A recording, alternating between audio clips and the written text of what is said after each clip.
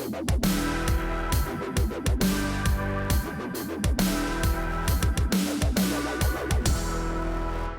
hostages wait on the tarmac for the other plane to land. A plane full of euros, Swiss francs, and other currencies. It's a $400 million clandestine deal, authorized at the very top from the White House. Sounds like a spy novel, but President Obama says there's nothing sneaky or illegal about it. I'm Scott Ott with Stephen Green and Bill Whittle, and this is Right Angle, brought to you by the members at BillWhittle.com. Well, then the president says that he did not ransom the hostages from Iran earlier this year, no matter what the Iranians say. But a plane load of foreign currency converted from U.S. greenbacks did arrive in Tehran about the time of the hostage release.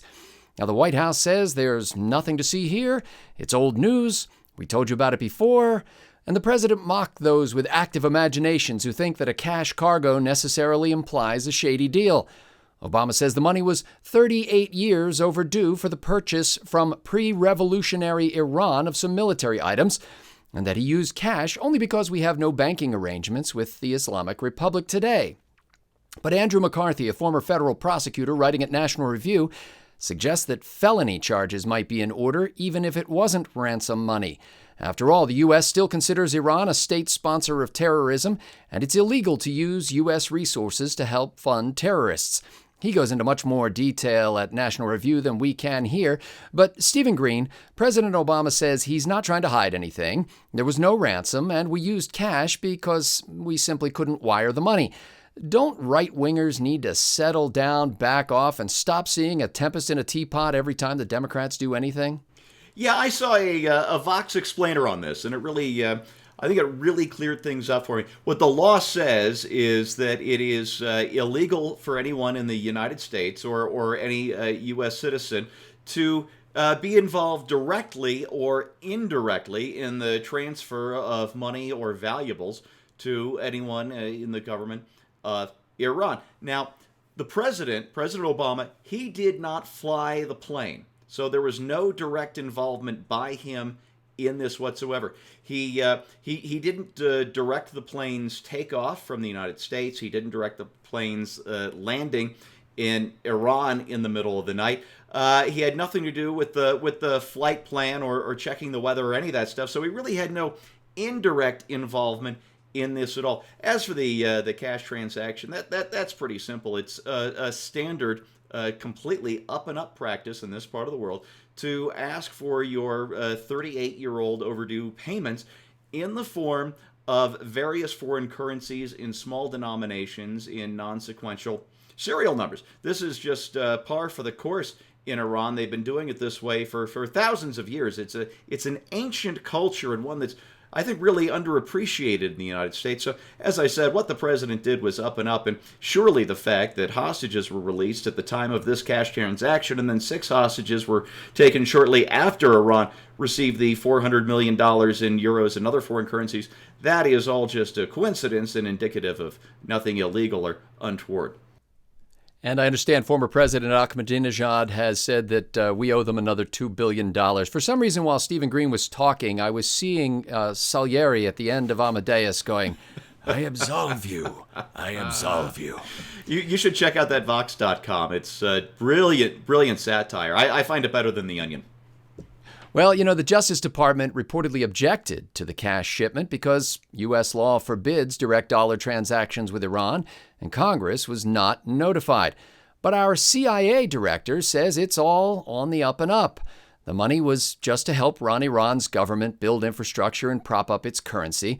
Now, Bill Whittle, you've previously told us that the Justice Department is not to be trusted. So who are you going to believe, the CIA director or your own lion eyes? Well, there's so much to say here, Scotty. Let's start with what the CIA director said. He said, everything's okay. We just need to do this to prop up the regime and stabilize their currency. Why on God's earth would we want to do that in the first place?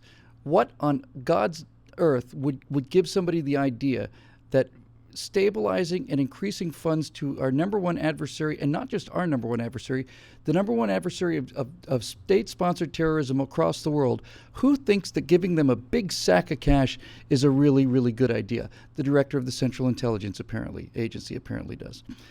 There's so much to say here.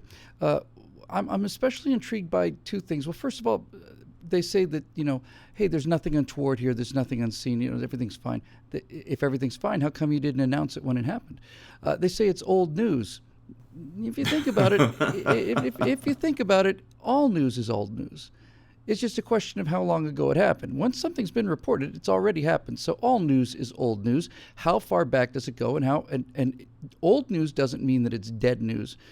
Of all the things in that statement that I find most remarkable and illuminating is the idea that that this money is 38 years overdue, as if we had gone into Iran, stolen $450 million, brought it back on our pirate ships, and basically held the booty in a basement someplace while 9 U.S. presidents, or 4 or 5 or whatever, just dove in like Scrooge McDuck and just splashed around in the gold coins until it was time to give the money back.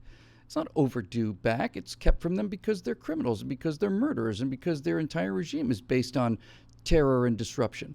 We should never have made a deal with them. And so 38 years overdue tells you a lot about what Barack Obama thinks. And that is, he thinks that Iran is right and America's wrong. I know this is going to come as a shock to some people, but it doesn't come as a shock to us. And finally, as far as the Justice Department goes bringing charges against or calling for felony charges, this is one very serious, treasonous, impeachable offense. And we just saw a much lesser person, in terms of rank, pull off hundreds, thousands of treasonous, impeachable offenses, felonies, disqualifiers. She just got to walk free. So we don't live in a land of law anymore. We live in a land of what is your political association, and if it's got a D after it, then off you go. And if you have an R, then in you go. So I don't like being the cynical about this country, and I'm not the cynical about this country, but there is nothing this government can do now that surprises me or embarrasses me anymore. I've never been so ashamed. I just had a thought. Since this is an actual criminal act, it's a felony under U.S. code. I don't see what would stop, say, a President Trump from prosecuting Barack Obama once he's out of office. Well, the thing that would prevent a President Trump from doing that is a President Clinton. So exactly. Well, on its face, the timing and circumstances of the President Obama's payment to the Muslim mullahs suggests a ransom deal. And of course, those funds are fungible, no matter what they say they're for. So, the greatest force for good in the history of the world, the United States of America, has just helped the world's leading state sponsor of terror to pay for the tools of democracy's destruction. What's most striking about this is the president's bald admission that we paid the leaders of the 1979 jihadi coup for services provided by the government they overthrew. Even if it turns out that he has enough legal cover to avoid charges or impeachment, the president's payment lends support to the notion that these Islamist pigs who have crushed the spirit of a great people are a legitimate government that the U.S. will prop up for the foreseeable future. It seems like only yesterday that Neda Sultan caught a sniper's bullet in her throat and lay bleeding through the mouth and nostrils, her eyes pleading with you and me. The hearts of the world were united then with the Iranian people in calling for an end to Muslim tyranny. But Obama stepped back and let her bleed. And now President Nobel Peace Prize has again used your money to chamber another round and to train the finger that will again squeeze the trigger on the next Lady Liberty. For Bill Whittle, Stephen Green, and the Right Angle team, I'm Scott Ott. Thank you to the members at BillWhittle.com for sustaining this message and spreading it around the world.